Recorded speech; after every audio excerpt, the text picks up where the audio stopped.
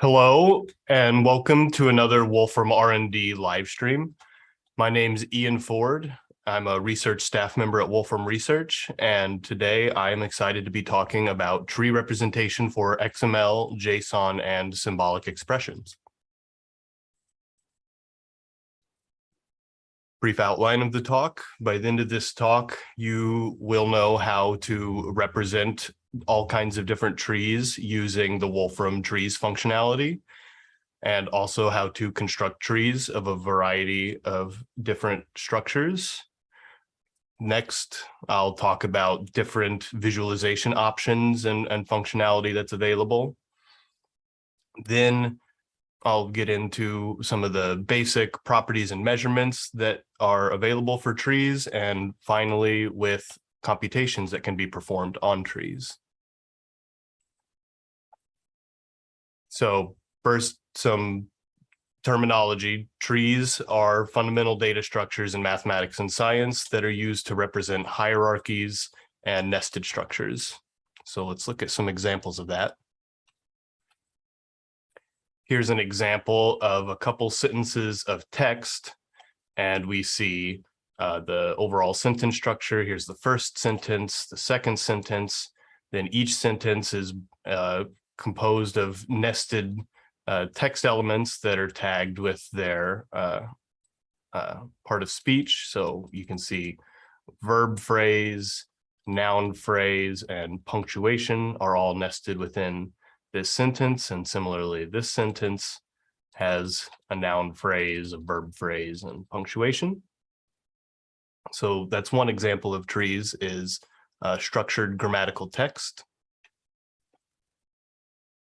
Another example of trees is geological periods. So here we see on the left the Phanerozoic period and all of its subdivisions. So on the vertical axis, we have the number of millions of years ago.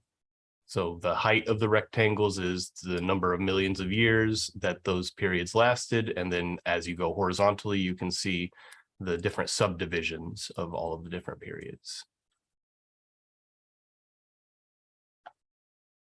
Another important example is XML. This is a structured text format for representing tree data. So here we see an XML document. It consists of a collection of opening and closing tags. So here we have a paintings tag and a closing paintings tag. Then everything between those two tags is an XML element, and XML elements are hierarchical. So within the paintings tag, we have these multiple sale elements representing sales of different famous paintings. And within those, different elements representing different properties of that sale. So how can we actually represent these things using the Wolfram trees functionality? The primary construct here is this symbol tree. So tree represents rooted, ordered trees with leaves. So to see what this looks like, here we have a tree with 3 leaves, which are the numbers 1, 2, and 3. So if we evaluate this example, we see we get a tree with 3 leaves, 1, 2, and 3. Another feature of trees is that you can have data not only in the leaf nodes, but in every node. And the way that is done is by using an optional first argument. So this is a tree with the same 3 leaves as children, but the root node will contain the number 0. So if I evaluate this, here we get this new tree. You see the same 3 leaves, but now the root node contains the number 0. The way that you construct hierarchies using trees is just by using trees as children in the second argument. So here we have 2 trees. We can see what these trees look like by evaluating this in place. So here we have a tree with 2 children which are themselves trees. And again, we specify a piece of data for the root node. So when we evaluate this, here we get this tree. You see the two children and the root node. In version 13.1, this was extended so that you can also name the branches for trees, which is important for several applications. So here's an example of a tree, again, with the same 3 leaves, 1, 2, and 3. But this time we use an association rather than a list and supply keys for each of the children. So the leaf 1 will have the key A, 2 will have the key B, and so on. So when we evaluate this, here we get a tree, and you can see the keys A, B, and C are used by default as the edge labels. Now this is incorporated into all of the trees functionality, in particular, all of the functions that construct trees and all of the functions that operate on trees also support this association syntax. So here's a function we'll see a little bit more of later, nest tree, that can be used to construct trees. And here I'm constructing a tree where the branches are named even and odd. So we evaluate this. You see here is this tree, 3 levels, and the branches are named by the strings even and odd. Like I mentioned, you can use the associations in all of the trees processing functionality. So here's an example of replacing a subtree by specifying the name for the branch that you want to replace.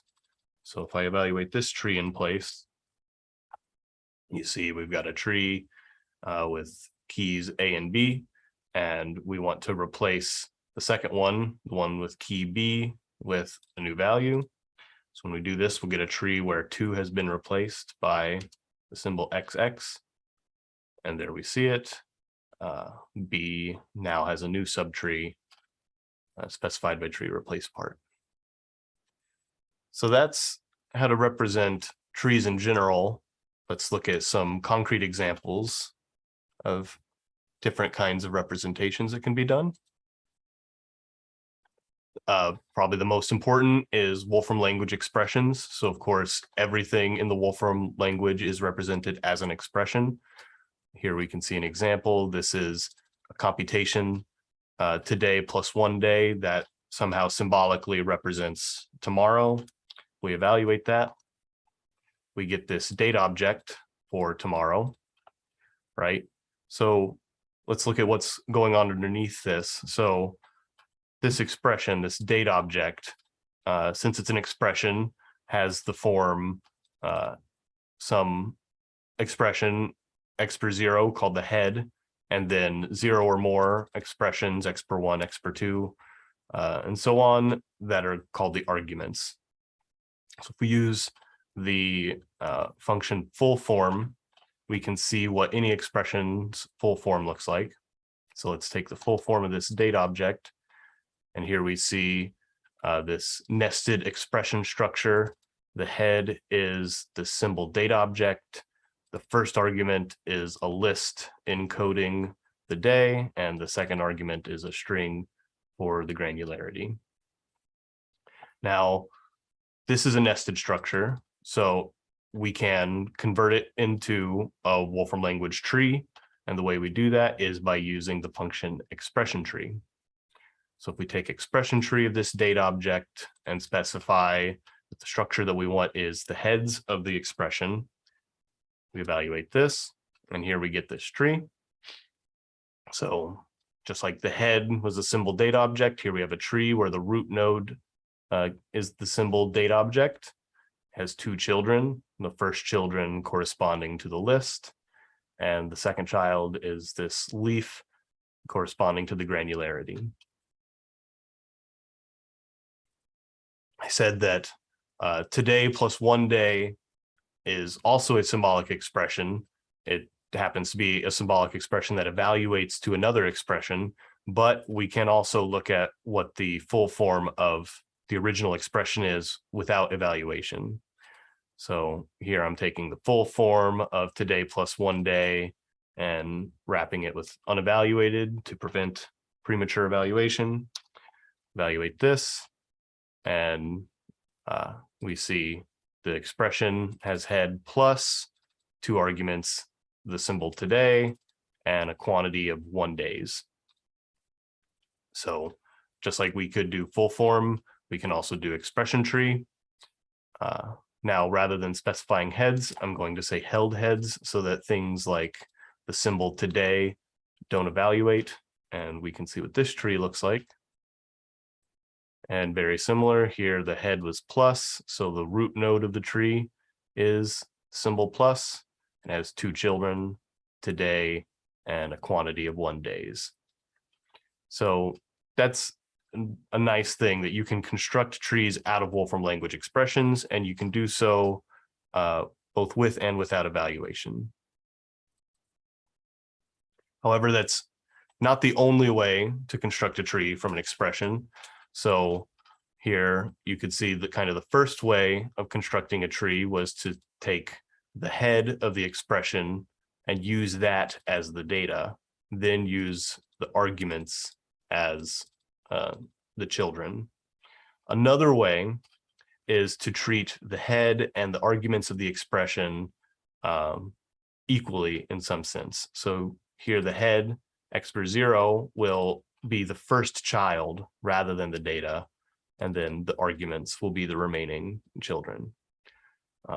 So since we're including a subtree for the head, we specify the option heads goes to true, and I'm specifying the structure held atoms so that we can see just the atoms that appear in this tree.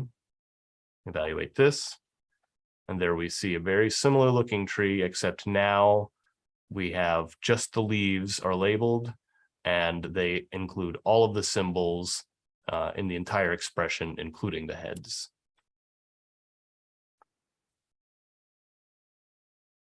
So heads and atoms and their held versions are 2 ways of constructing trees out of expressions, but there are many more. So here's a table kind of showing these 4 heads, sub-expressions, atoms, and null, both with heads goes to false and true. So if we look at this, we can see this grid of all the different ways that an expression could be converted to trees. And these are all important for different purposes. So some of them, for example, preserve the level specifications. By that, I mean the levels in the expression line up with the levels in the tree. And some other ones preserve the position specs. So the position in the expression will correspond with the position in the tree. So that's arbitrary expressions. We also have built-in rules for converting more specific types of trees into expressions. So one type that's particularly important is XML. So you can import XML strings or files into the Wolfram language, and they get represented as symbolic XML objects and elements. So here we can see an example of that. So we see the entire document is an expression with head XML object document, and then it has subtrees. There's this XML object here for the document type declaration and the encoding, and then lots of nested XML elements that correspond to the tags in the XML document. So we can convert this expression into a tree using the specification given by the used to be called the document object model, or the DOM. So we take this expression, convert it to a tree, and specify that we want to use the structure of XML. You can see what that looks like. So this is yet a different way of constructing a tree from an expression, where now the nodes correspond not just with the heads and the arguments of the underlying expression, but with the actual nodes that appear in the DOM. So here we have The root node is the entire XML document. Then we have the body, which is this paintings element and all the different sales. And you can see the elements with all of the data about the sales. Another very common representation for trees is JSON. So JSON is primarily two things. They call them objects and arrays. Objects have key value pairs and arrays are basically lists. So let's look at an example of a JSON object. So here's what this string would look like without backslashes for the quotes. This is some kind of a tree representing properties of few different chemical elements. You can import that string into the Wolfram language as nested rules using the JSON import format. So if we import this string, we see this representation of the keys and values as lists of rules, where the left-hand sides are the keys and the right-hand sides are values, which can themselves be nested objects. We can convert that representation into a tree as well using expression tree. This time you have to specify the structure JSON. So we do that. Get this tree where we have unlabeled nodes for the objects, and then the children are represented as a node containing the key, and then a single child containing the value. So these keys have a single child, which is itself another JSON object, whereas these keys down here have a single value, which is numbers and strings. This isn't the only way that JSON can be imported into the Wolfram language. You can also represent JSON using nested associations if you are willing to have unique keys. So here, if we import this JSON string using the import format raw JSON, we'll get nested associations. So very similar, except now we have an association where the keys of the association are the keys of the JSON object, and the values are represented with associations. So if we convert this to an expression tree, we want to use the structure raw JSON, same as the import format. So when we convert this to a tree, we now have a slightly different representation, where now all of the objects are, again, unlabeled nodes, but rather than having additional nodes for the keys just become keys in the tree, which display by default as the edge labels.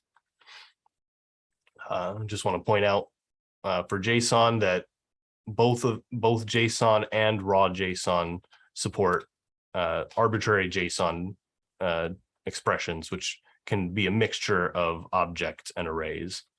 So this is just an example of that, and I'm going to import it both as JSON and raw JSON and convert it to a tree.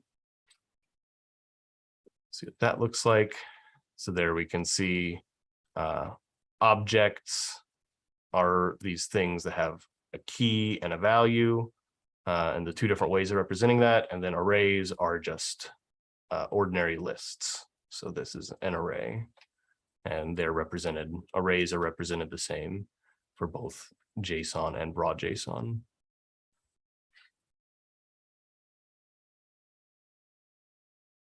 Another very interesting example is constructive solid geometry.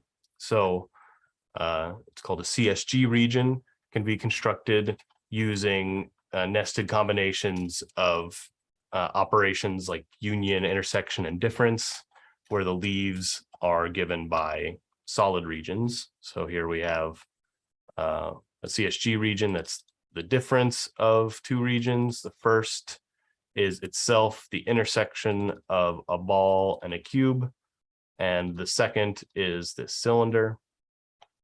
So we evaluate this. There we see the CSG region.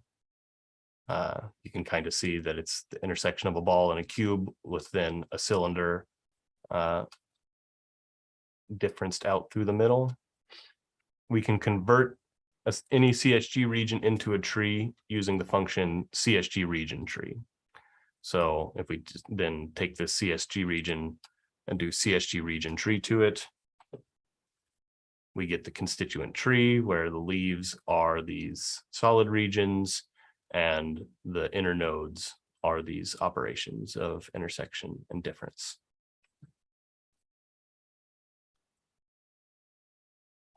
So those were just a few examples of constructing trees using built-in rules, using expression tree and CSG region tree. There is also the ability to construct trees using custom rules, user-supplied rules. And the primary way of doing that is using the function nest tree. So here we are using nest tree. The initial value or the seed value is going to be just the symbol X. And here we have some operation that returns a list of children. And we're saying we want to apply that operation to give a tree of depth 2. So we evaluate this. There we see a tree with level 1, level 2, and at each level, the operation given to nest tree is applied to the leaves to get the next level.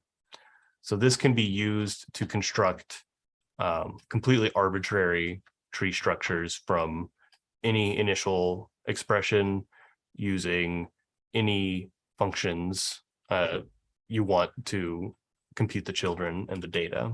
So one example of that using databases, here we have the initial entity is, or the initial expression is going to be an entity. So in this case, Queen Elizabeth II, and the function is going to be a entity value lookup that looks up in the Wolfram knowledge base what the children of that person are. And we're again going to do 2 levels. So we evaluate this. It doesn't take too long. Great. There we have Queen Elizabeth and 2 levels of her descendants. Another example similar to this of computing the children of a tree.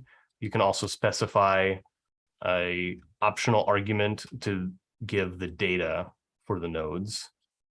So here I'm going to start with my user base directory. The children are going to be given by the files within that directory, and the data is going to be given by the base name of those files. So I'll evaluate that. Here we see a tree representing the first couple of levels in my user base directory. Now there's a question from chat. Given that JSON and XML can also be mapped to nested associations, can you compare trees versus association, say lookup speed and other features? Yeah, so I'll get to lookup a little bit later. Trees right now still has quite a bit of performance that's being left on the table that we're interested in speeding up. So yeah, I think I'll get to that later.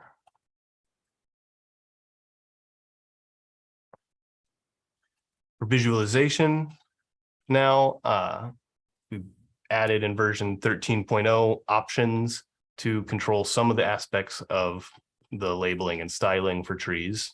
So here I have a tree with 2 elements. I want to label the first one with the string 1.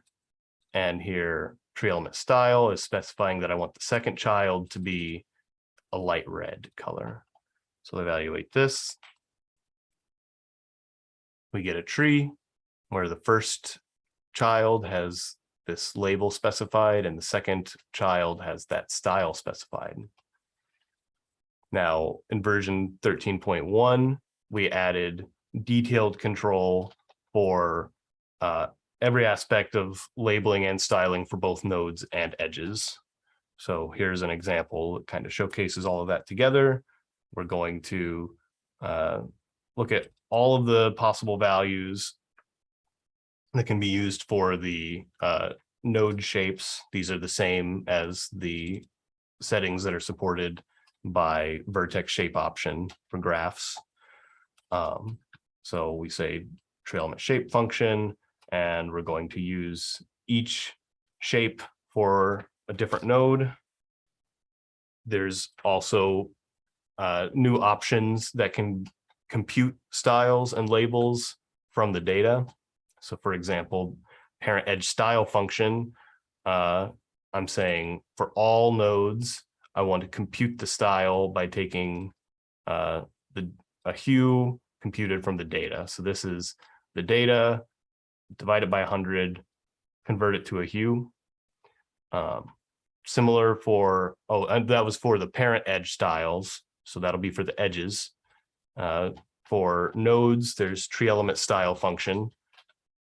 This time I'm going to have the style depend on not just the data, but also the position of the node in the tree. So the left-hand side here is a pattern that matches a position in the tree.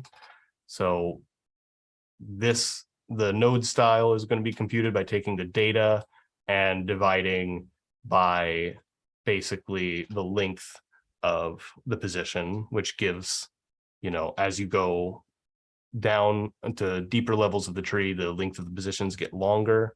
So this denominator will be larger the deeper we go in the tree.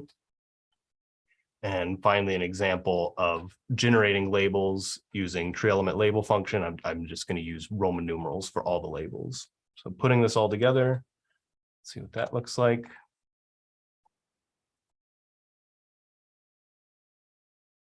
Right. So here we have a tree. You can see the variety of different shape functions that are available. And you can also see the node and edge styles have been computed from the data and the position, and we're using Roman numerals for the labels. Another function that was added in 13.1 is unlabeled tree, and unlabeled tree can be used to basically strip out all of the labeling and styling options and suppress any labels that would be there so that you could just see the overall structure of the tree. So here we have a random tree of 100 nodes, and we've applied unlabeled tree to it to get just this kind of a view.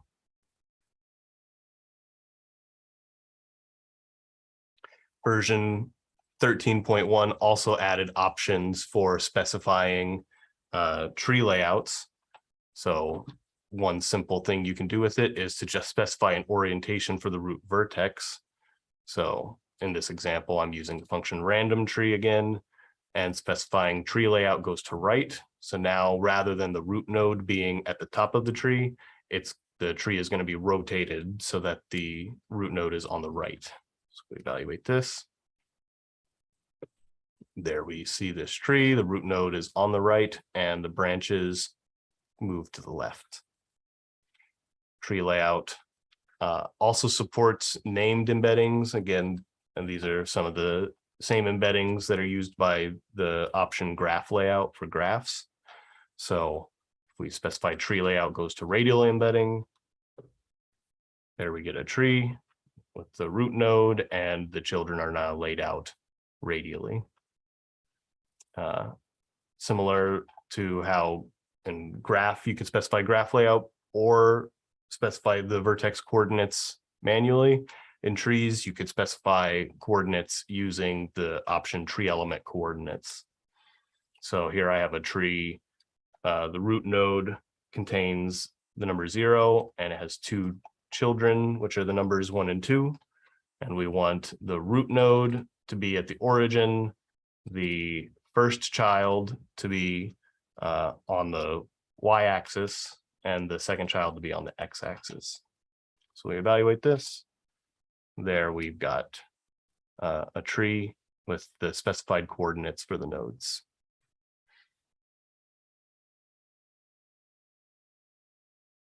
Moving on, another feature that's really important for visualizing large trees is the ability to elide information. So by default, if a tree has more than 10 children, then the remaining children are elided. So we can see what this looks like by doing tree of, this is the list from 1 to 15. And we see the children 1 through 10 appear just fine. But then the remaining 5 nodes are elided, and we get this summary here that there were 15 total children for that node. In version 13.2, we have added a couple ways to control elision. Started adding ways to control elision with these 2 features. So first is this max displayed children option. So any tree or tree constructor, you can specify max displayed children, and that sets the default number of children to display. So this example now, if we say max displayed children goes to infinity, we will see all of the children, not just the first 10. There we go. We see all of the children 1 through 15.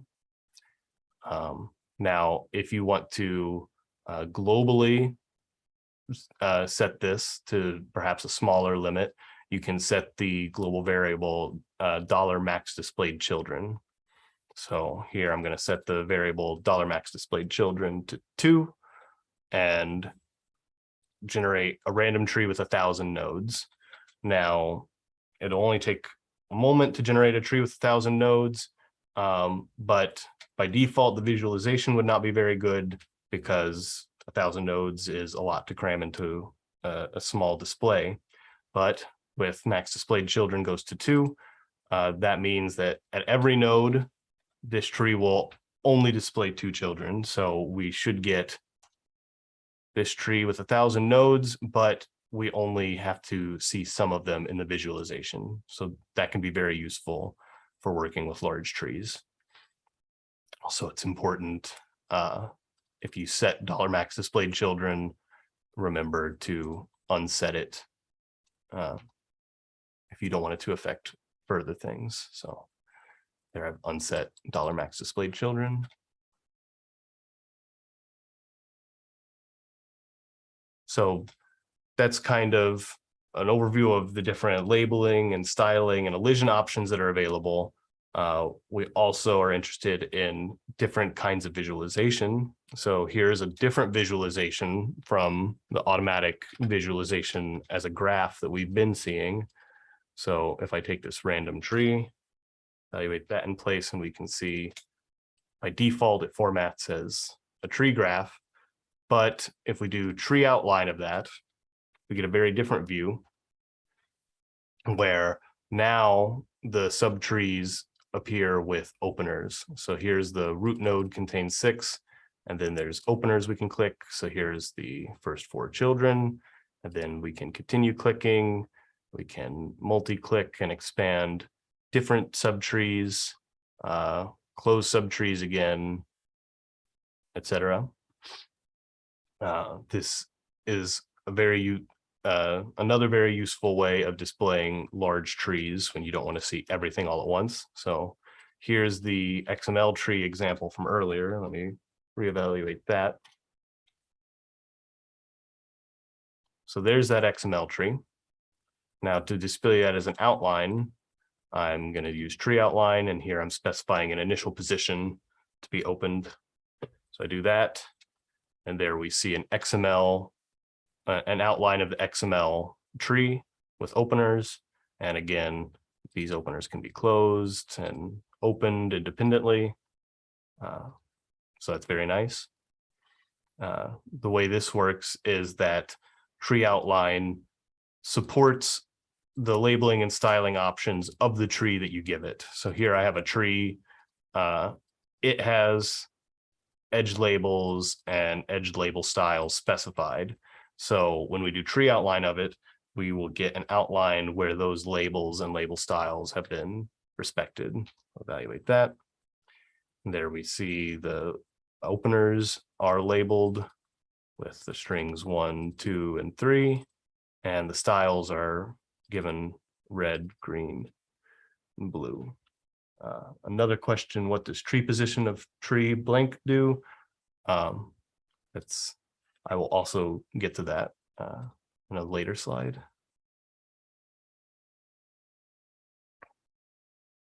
Moving on to basic properties and measurements that are available for trees. The simplest one is tree queue, which is just a simple function that returns true or false, depending on if the tree is valid or not. So here I have an expression, it's got head tree, but the second argument is not valid. This should be a list. So if I do tree queue of this tree, get false. Now, if I give a valid tree by using a list in the second argument and do tree queue of that, I get true.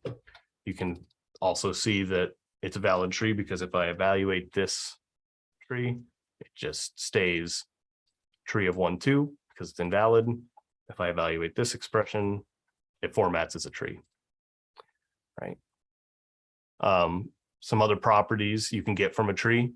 The data in the root node is accessed using the function tree data. So tree data of this tree will give the data in the root node, which in this case is the symbol A. So there I get A. Correspondingly, tree children gives the list of children in the second argument of tree. So here I have the tree and it's going to have 3 children, the leaf B, and then these 2 subtrees with data C and E. So I evaluate tree children and we get these 3 children. Another operation is to get the root node as a tree. So not just the data, but the actual root node with the children removed. So that's given by the function root tree. So if I say root tree, I'm going to get this root node here containing A as a tree. So let's evaluate that. There we see we get just the root node A. Root node can also be given a level, and it will give all of the nodes of the tree, not just the root node, but all of the nodes from the root node down to that level. So if I say root tree with level 1 specified, that's going to give the root node with the children B, C, and E, but the children of C and E will be removed. So if I do root tree, we'll see that. And you see a tree with root node A, leaf B, and these 2 empty nodes, C and E. Negative levels are also supported. So negative levels count from the leaves of the tree up. So the leaves of the tree are given by level -1. So level -2 is going to be the immediate parents of the leaf nodes. So if I say root tree of this, should get a tree where all the leaves have been removed. And there we see a tree where the nodes A, C, E, and H remain, but all of the leaves B, D, F, G, and I have been removed. Another question, is it possible to change the shape of the edges, for example, width, similar to the edge shape function for graph? Yes, there is a function or an option, parent edge shape function.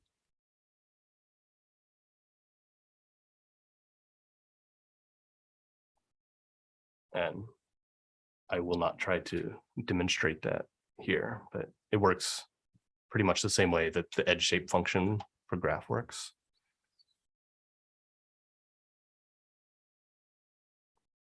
Some more basic properties is tree leaf queue. So tree queue tests whether a tree is a valid tree. Tree leaf queue checks whether a tree is a leaf. So here I have a tree with second argument none that represents a leaf. If I evaluate this in place, you see this tree with a single node, and notice that node has a square border on it. That's a cue that this is a leaf. So if I now do tree leaf queue on this, we get true. Now, any other tree, any other second argument other than none is not considered a leaf. So here we have a tree with root node containing data and 3 children. So since this has 3 children, it's not a leaf. If I evaluate that, you can see this is not a leaf node. So tree leaf Q gives false. Now, important thing to note is that not all single nodes are leaves. So here is a tree with a single node containing data, much like this, except the second argument is not none, it's an empty list. Now, if we evaluate this, you can see this is a tree with a single node, but there's a cue that it's not a leaf, which is that it has this rounded border, which you can see in other trees. Any node that's not a leaf by default has this rounded corners. So if I do tree leaf Q of this tree, it actually gives false because this is not considered a leaf. So there we see tree leaf Q gives false. So another helpful function to go with that is tree leaves. So tree leaves gives the list of leaves of a tree. So there we see the leaves B, D, F, G, and I. Looking at chat again, are you not worried Wolfram language is turning into Python with each dev team adding overlapping functionality, expressions, association trees rather than cohesive orthogonal language? I'm not going to speak to Python, but I will say that we have a pretty unified design with the Wolfram language, and trees in particular. We have lots of design reviews with Stephen and with other teams to make sure that we do have a cohesive language and that everything kind of fits together well. But yes, that is a concern, and we work actively to make sure everything is cohesive.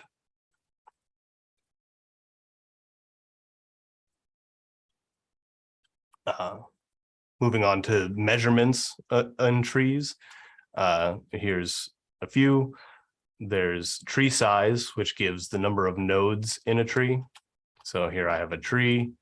If I do tree size of this, I get 30, which these are numbered 1 to 30. So that checks out.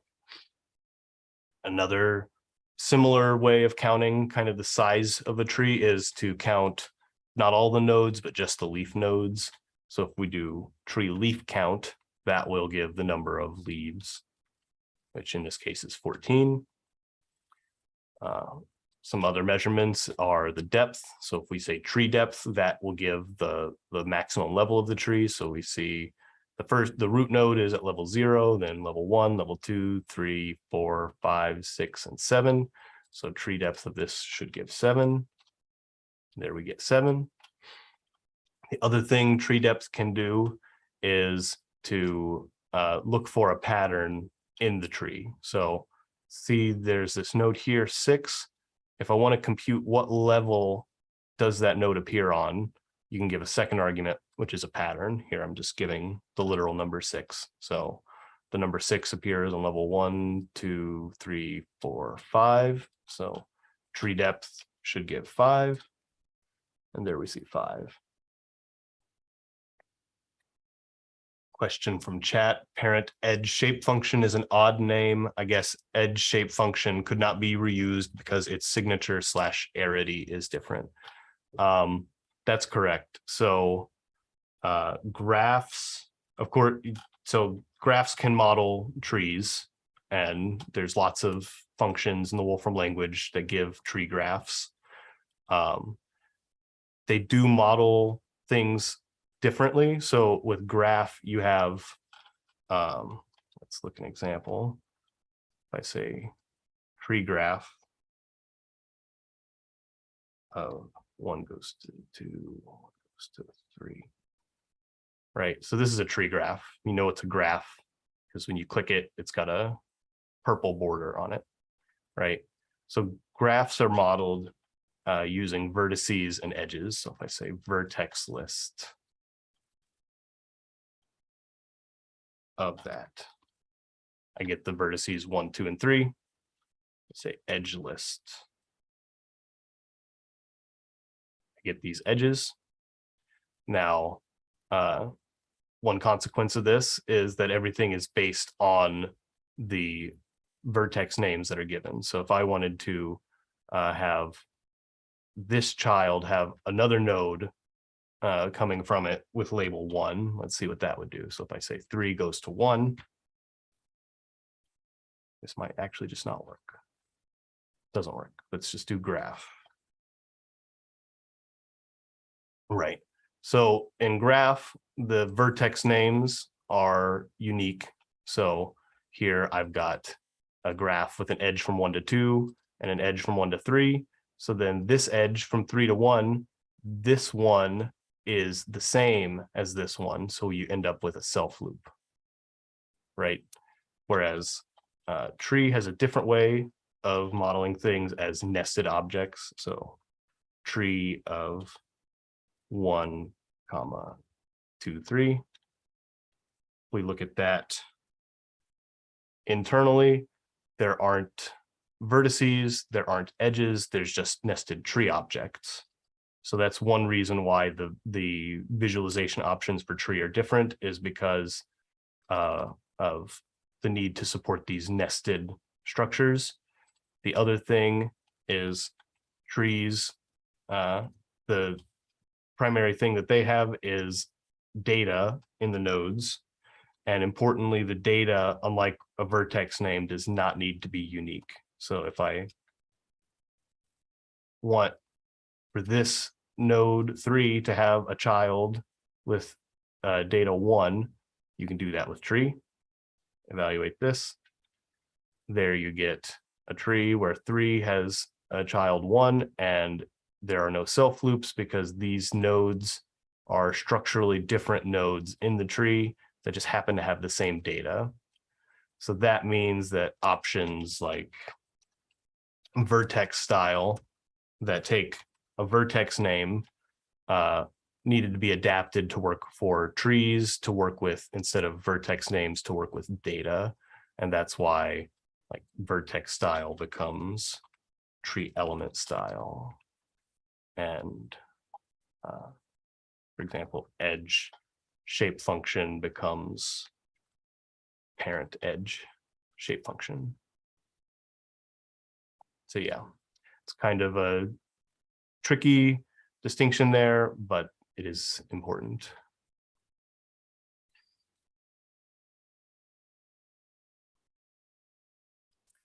Moving on to more advanced computations that you can perform on trees. The kind of simplest one of these functions is treefold. So like we had expression tree that constructs a tree given built-in rules. We also had nest tree that you can give custom rules. So treefold is the thing that you can give custom rules and have it accumulate the data in a tree. So let's look at an example of that. Here's a tree with multiple levels, and I'm going to use treefold with these two functions. So this first function here is a binary operation that's applied to the data and the children. The second function here is a function with one argument that is applied to the leaves. So what this is going to do is it's going to wrap the data in each leaf with highlighted. So 2, 4, 5, 6, and 7 will be highlighted. Then the inner nodes 1 and 3 are going to be accumulated together using this binary operation, where basically we'll take the data and have the children as a subscript and have the whole thing be framed. So if we look at this, we see there's the root node. Its subscript is the result of accumulating its children. The first element is this coming from this leaf 2, which has had highlighted applied to it. Similarly, the third element is this leaf 7 that's had highlighted applied to it. And the second element was this subtree here, which has itself been recursively accumulated using this binary operation. Maybe I'll do an even larger tree for fun. So if I do random tree,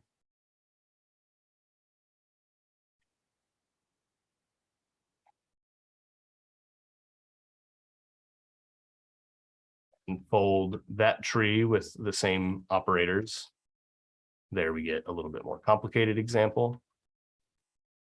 So this is kind of the fundamental operation that can be used to implement other functions that accumulate the data in a tree. So here's an example is computing the total of the data in the tree. So this is a function of two arguments. The first argument is the data of the inner node. The second argument is the list of results for the children. So if we take the node, each node, and add it to the total for its children and recursively accumulate the entire tree, what we will get is the sum of all the nodes in a tree in a single depth first traversal. So if we evaluate that, we get 28.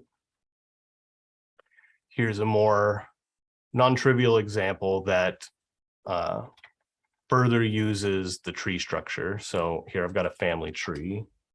Evaluate that. So this is like the family tree of King George II, right? And what I'm interested in is to do a computation that requires not just knowing the data of all of the nodes, but also knowing how these trees are nested. So one property of this tree that fits into that category is computing the parent in this tree who was youngest when they had their first child. So if I wrote some code that basically takes a parent node and the youngest parents from its children and compares them and accumulates that youngest parent to the root node. So we do tree fold of this. And I need to evaluate that code. It's not good. Well, that example got broken.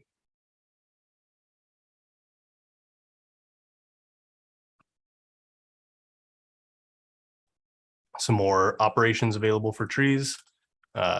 Tree map and tree scan can apply a function to nodes while traversing a tree. So tree map will take an operator and apply that operator to all the data in the tree. So we do tree map of this, and we get a new tree where F has been applied to all the data. With tree map and tree scan, you can also specify level specifications, much like with the standard Wolfram language functions map and scan. So here's basically how non-negative levels and negative levels work, starting from the root and starting from the leaves respectively. So if I map F on level 2, that should apply F to C, E, and F. If I apply F to level -2, that should apply to these nodes B and F, which are the parents, the immediate parents of leaves. So we evaluate that. And we get this tree, the first case at the non-negative level 2, and the second case at the negative level -2.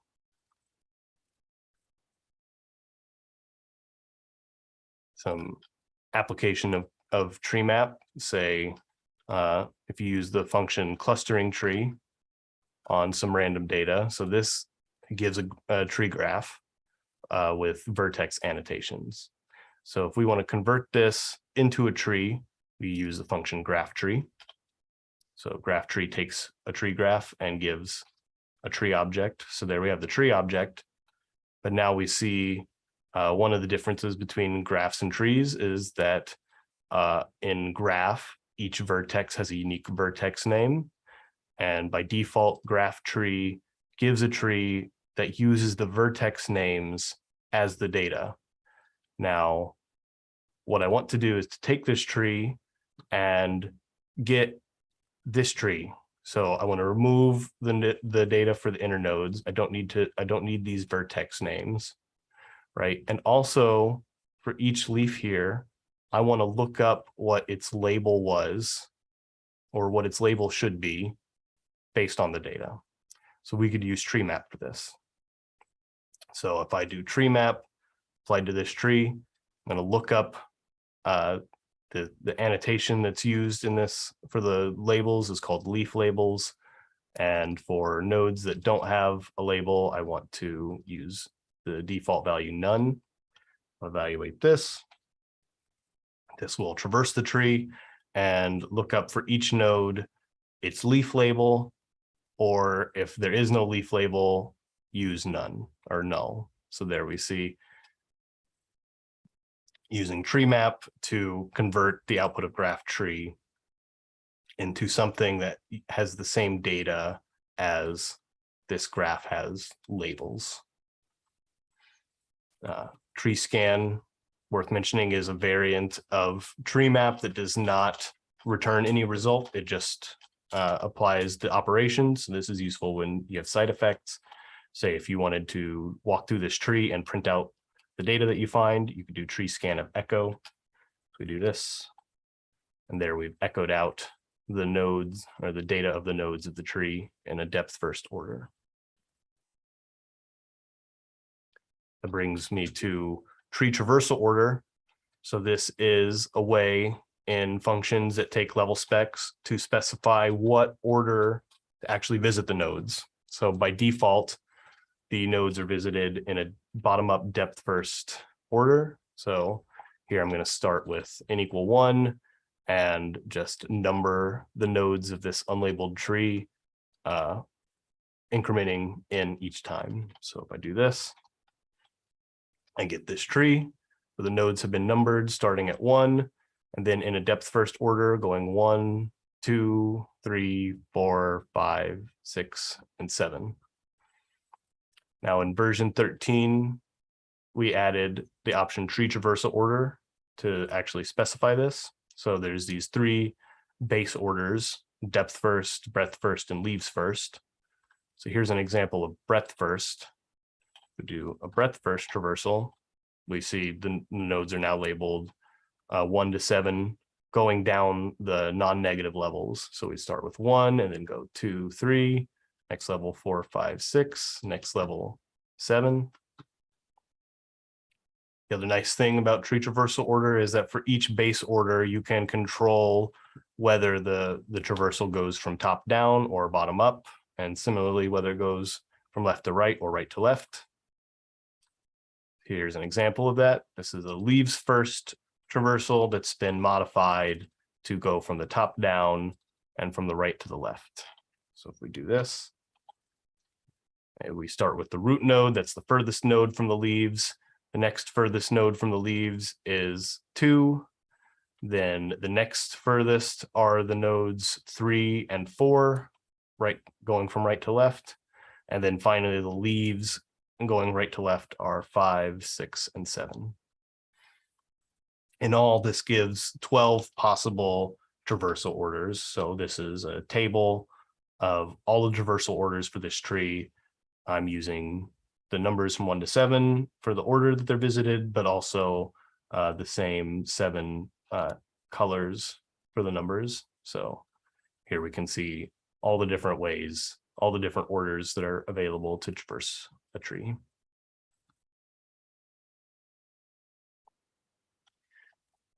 Another extension of tree map and tree scan is the ability to supply different elements to the functions. So by default, tree map applies everything to the data. We evaluate this, we see F gets applied to the A, B, C, and D because those are the data of the nodes. Now in version 13.1, we added 11 new elements that can be used, and we can also specify a list of elements. So one example is the element original subtree. So that allows the function to operate on the entire tree. And by giving original subtree, the result of the function doesn't affect the application of other functions. We do tree scan.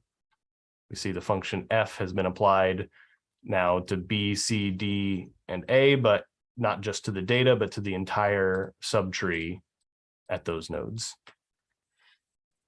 Here's an example of using a list of elements. So this will, rather than applying f to a single argument, we'll apply it to 2 arguments. So we're including the data, but also the index of the node in its list of siblings. So we evaluate this and we see f has been applied to all of the data, A, B, C, D, right? But there's also this second argument now, which is the index. So this is the first sibling. So this is index 1, second sibling is index 2, and so on, index 1, index 2, index 1, index 2, index 3. And the root node doesn't have any siblings, so its index is none.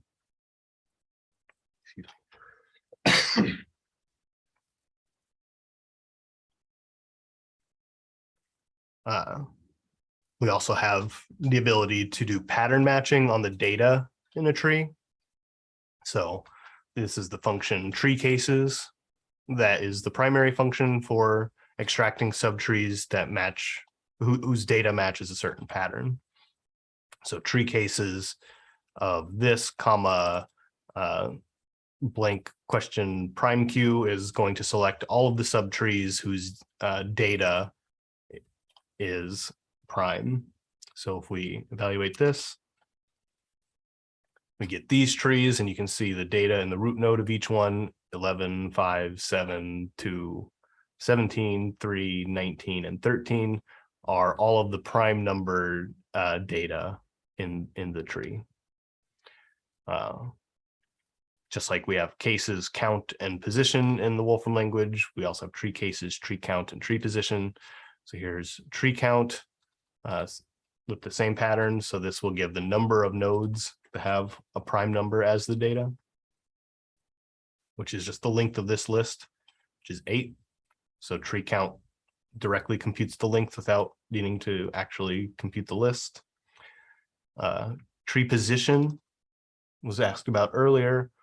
Tree position allows you to find the actual position specifications of where that pattern matches.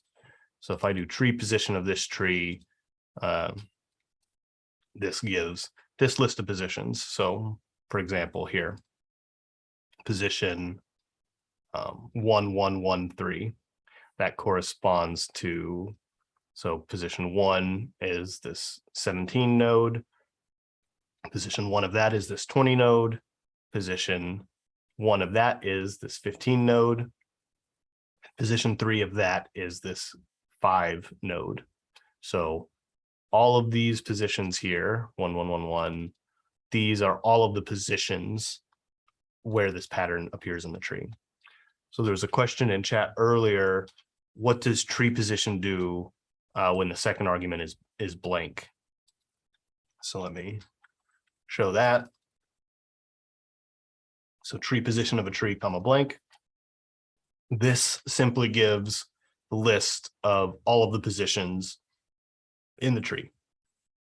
So these are some of the deeper positions. And then we have things like this at the end. These are like the immediate children. The empty list represents the root node.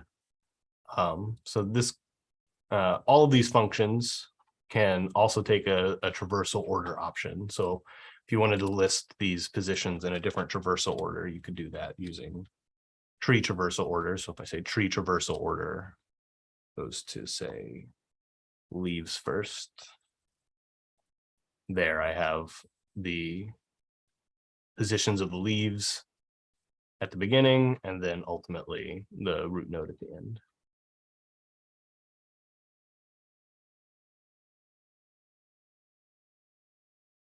So position specs are useful because once you have position specs, you can modify the tree in all different ways at those positions. So one thing you can do with a list of positions is just extract the subtrees at those positions. So here's tree extract, and I'm saying I want the third child. So this will give this subtree with root node containing E and all of its children. So if we do tree extract of that, there we get that tree. Tree extract can also take a list of positions. So this will take the first child of the second child, and the first child of the third child of the third child. So when I evaluate this, get these three nodes, B is the first child, D is the first child of the second child, and I is the first child of the third child of the third child. Just like with extract, you can do independent extractions at consecutive levels. So you could say tree extract of all, comma 2, that will extract the second child from all of the children. So when we do that, we see we get a tree with the same root node, and now its children become the second child of each of its children, right?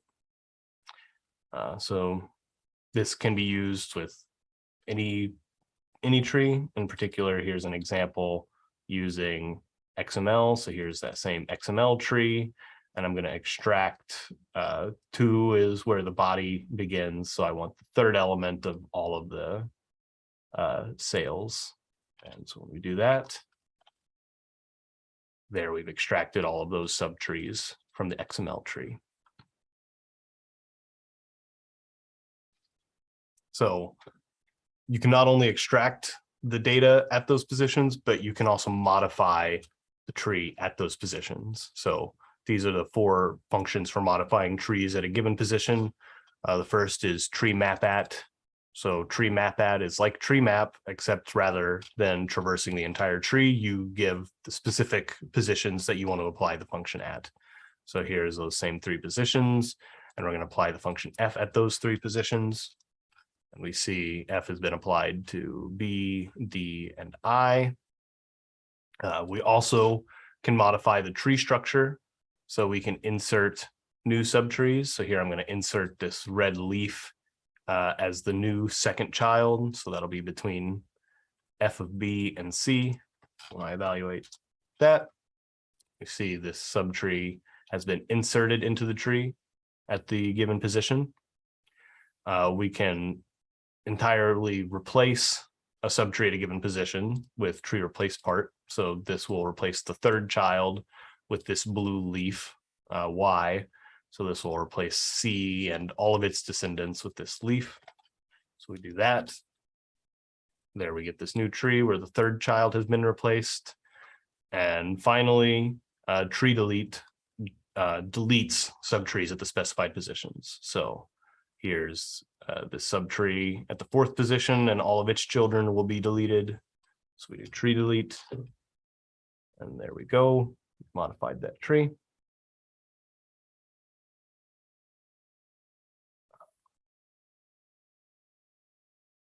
So wrapping things up, in the future, we want to keep expanding on what we've shown here, like XML and JSON. We want to have new structure conversions for things like notebooks and the grammatical text example that I showed. Also things like parse trees for programming languages. We're also interested in more operations related to querying and transforming the tree. So right now you can transform the data of the tree, and you can rewrite trees using tree insert, tree delete, and tree replace part. And we want to really have the ability to use pattern matching and transformation rules to transform tree structures directly. We're also going to keep adding new visualizations and improving the visualizations that we have.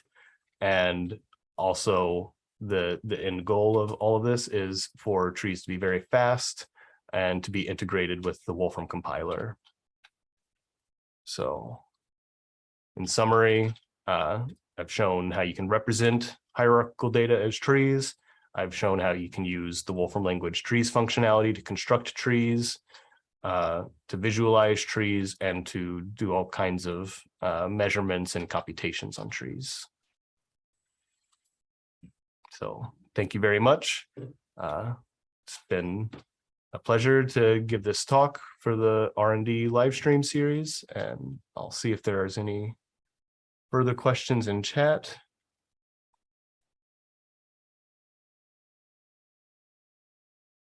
looks like we're good on questions. All right. So thank you very much. Have a good afternoon or morning, evening, wherever you are in the world.